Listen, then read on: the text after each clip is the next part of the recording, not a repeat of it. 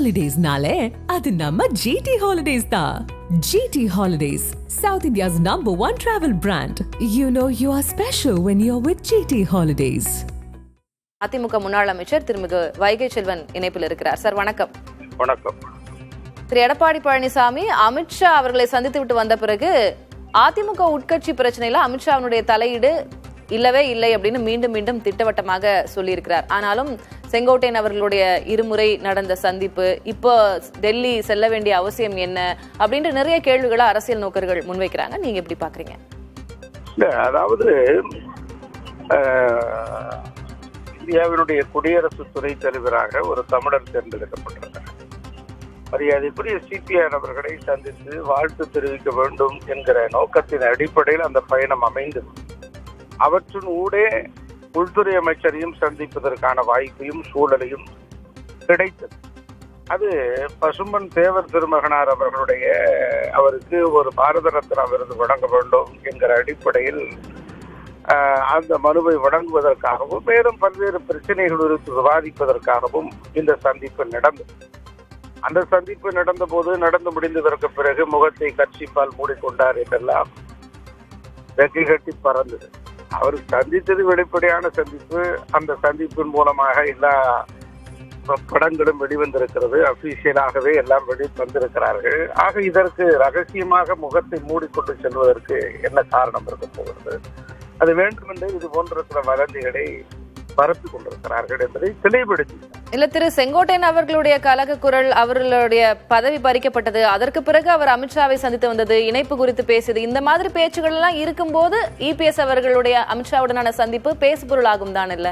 ஆமா, உண்மைதான். அது திரு செங்கோட்டையன் அவர்கள் சந்தித்ததாக இந்தியாவினுடைய உள்துறை அமைச்சர் பாஜகவினுடைய சக்திமிக்க முகமாக இருக்கிற திரு அமித்ஷாவை சந்தித்ததாக பத்திரிகையாளர் சந்திப்பிலே தெரிவித்தார். ஆனால் உள்துறை அமைச்சருடைய தரப்பிலிருந்து இந்த தகவல்கள் வெளியிடப்பட்டிருக்கிறதா அல்லது இது அதிகாரப்பூர்வமான தகவலாக எல்லாரிடத்திலும் பொதுவெளியில் பகரப்பட்டிருக்கிறதா என்று சொன்னால் இல்லை.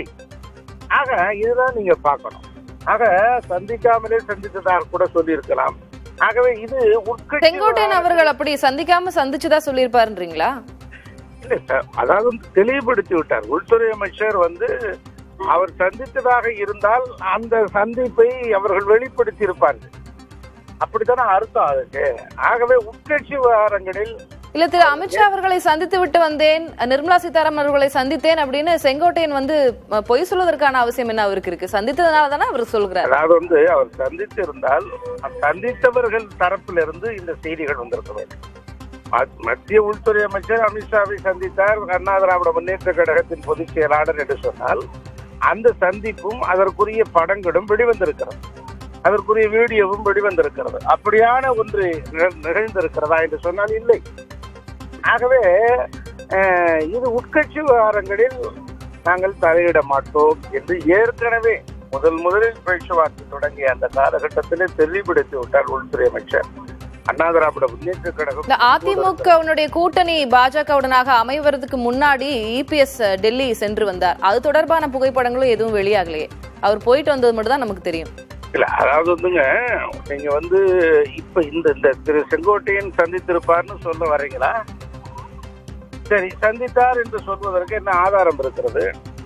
நான் சந்தித்தேன்னு சொல்றேன். சந்தித்ததற்கான ஆதாரங்கள் அடிப்படையில் தானே, சாட்சியங்கள் அடிப்படையில் தானே, ஆதாரங்கள் அடிப்படையில் தானே நீதிமன்றத்தினுடைய தீர்ப்புகள் வழங்கப்படுகிறது. ஆக அப்படி பார்க்கிற போது ஆதாரங்களும் ஆவணங்களும் இல்லாமல் அதை நாம் ஏற்றுக்கொள்ள இயலாது. அது ஒரு புறம் நீங்கள் வைத்து விடுங்கள். இப்போது உட்கட்சி பிரச்சனைகள் நாங்கள் தலையிட மாட்டோம் தெளிவுபடுத்தியிருக்கிறது பாஜக. அதைத்தான் இந்த பொதுச் செயலாளர் தெளிவுபடுத்தியிருக்கிறார். ஆக அண்ணா திராவிட முன்னேற்ற கழகத்தினுடைய பாஜகவுடைய கூட்டணி தொடர்ந்து கொண்டிருக்கிறது. இன்னும் 2-3 மாத காலகட்டத்தில் தேர்தல் நெருங்கத்தான் தொகுதி பங்கீடு, எத்தனை பேருக்கு எந்தெந்த தொகுதிகள் ஒதுக்கீடு என்பதையெல்லாம் இனி போக போக அடுத்தடுத்த கட்டங்களில் தான் தெரிய வரும்.